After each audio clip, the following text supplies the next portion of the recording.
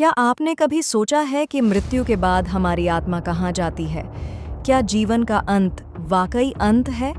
नहीं, यह तो एक ऐसी यात्रा की शुरुआत है जहाँ अंधकार, पीड़ा और रहस्य हमारे इंतजार में होते हैं। आज हम आपको एक ऐसे लोक की ओर लेकर चलेंगे जिसे गरुड़ पुराण में नरक कहा गया है।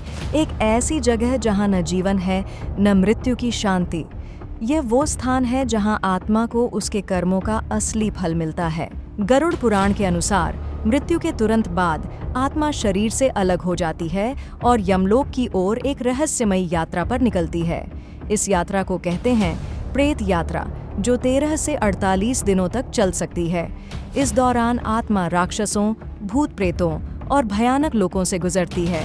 इस यात्रा की सबसे भयावह बात होती है यमदूतों का आगमन। काले वस्त्रों में भयावह चेहरों वाले ये यमदूत आत्मा को पकड़ कर ले जाते हैं यमराज के दरबार में। वहाँ पहले से मौजूद होते हैं चित्रगुप्त, जिनके पास आत्मा के हर एक कर्म का लेखा जोखा होता है। उस दिव्य पुस्तक से जब वे पढ़ते हैं तो तय होता है स्वर्ग या नरक। पर नरक ये कोई एक स्थान नहीं है, यह है 28 विभाजन वाला एक अत्यंत पीड़ादायक लोक। हर नरक अलग, हर यातना विशिष्ट। उदाहरण के लिए रौरव नरक दूसरों को पीड़ा देने वालों के लिए, जहां आत्मा जलती हुई लोहे की भूमि पर रेंगती है। जब आत्मा यमलोक पहुंचती है तो वहां कोई शोर नहीं होता, सिर्फ एक अजीब सी खामोशी। और उसी खामोशी को चीरता है एक दिव्य स्वर। आत्मा प्रस्तुत हो अपने कर्मों का लेखा जोखा सुनने के लिए।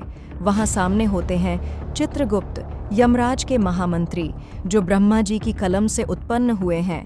उनके पास होती है एक विशाल दिव्य पुस्तक जिसमें जीव के जन्म से मृत्यु तक किए गए हर एक कर्म का लेखा जोखा होता है, हर सोच, हर भाव, हर कृत्य। चित्रगुप्त न केवल यह देखते हैं कि किसी ने क्या किया, बल्कि यह भी जानते हैं क्यों किया। उन्होंने लिखा होता है तुमने कब झूठ बोला, कब किसी को चोट पहुंचाई, कब मदद की और कब अनदेखी।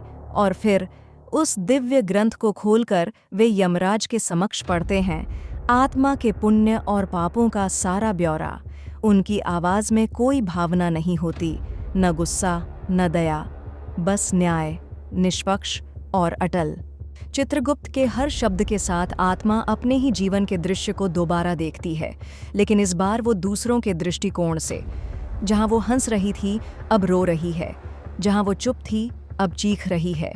और उसी आधार पर यमराज निर्णय सुनाते हैं स्वर्ग का द्वार या नरक की यातना। कुंभिपाक नरक मांसाहारियों के लिए, जहां आत्मा को खौलते तेल में डाला जाता है। कृमिभोज्य नरक भ्रष्टाचारियों और लालची लोगों के लिए, जहां आत्मा को कीड़ों द्वारा खाया जाता है।